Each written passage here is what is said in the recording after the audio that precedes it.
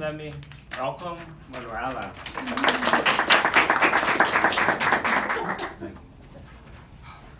Good evening, fellow Toastmasters. During the month of October, we have the pleasure to celebrate teachers.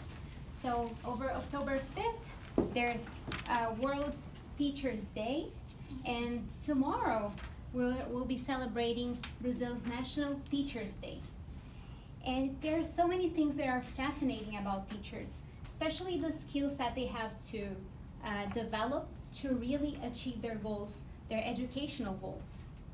And you know, if we think about it, it's not only skills like being calm and fair and patient, but they also have to be very organized and passionate about the subject they are talking about to their students. And there's something very particular for us here at Toastmaster.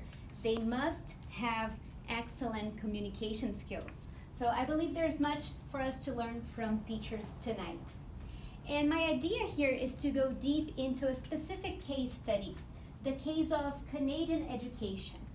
So if we take a deeper look, in Canada we have over 700,000 teachers all over the place to teach about 5 million students. And if we go deep into Canada's largest city, Toronto, we can see that there's something very specific about the classrooms they go into. About a quarter of their students are not born in Canada, so international students. Not to mention many of the students that are sons and daughters of immigrants. So there's something very interesting for us to take a look at the Canadian education system. They are dealing with a very diverse group of people, an audience from so many different backgrounds. And that's something very specific we can learn from them about education. So what they have to do to be very effective is to understand the concept of cross-cultural understanding. So basically, it starts with recognizing your own cultural values and beliefs, everybody has them, and how they really influence everything you do and everything you say. So influences your messaging and influences your actions. And if you want to look at a person with integrity, you have to look at both, the messaging and the actions.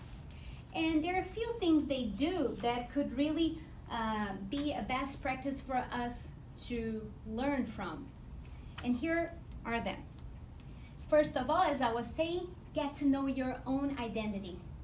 It's very surprising how many people don't realize that their own home country, their language, the family they grow up in, everything really influences their viewpoint, how they see everything in life. And you start from there, recognizing who you are. Then you can ask friends, a very safe space for you to explore other cultures, get to know how Rafael thinks, how Natalia thinks, and so on. And you can also do your research. Online you can find basically everything. You can even walk on streets through Google Maps. But to be very honest, the best practice I believe the most is this one, to experiment cultures by yourself. But wait a minute, you may be thinking, Manu, you were talking about schools and teachers. You know, isn't experiencing a culture something that you do on your own? You simply have to have the opportunities to travel and so on. And here's what I want to share with you guys, my personal story. I come from a family that no one used to speak English. Actually, to this day, only my husband speaks English. And people didn't have the chance to travel abroad. But when I was in high school, I got a scholarship to a very prestigious institution. And the first year of high school, they said, there's this educational tour in which you can come to Europe with your teachers and your colleagues to really learn history in the places where you guys study in the textbook. Everything comes to life. And I found that so amazing, but of course, way out of my league. But my family understood somehow things that I didn't understand at the time, that such experience could change my life entirely. So basically everybody bid in and everybody made an effort to send me to that trip in Europe. I got someone totally transformed, passionate about traveling, and in love with English language. It changed my career path, everything I do personally, everything. And that's really something that I see as important to build my cross-cultural understanding. And to finalize, I really want to use another date.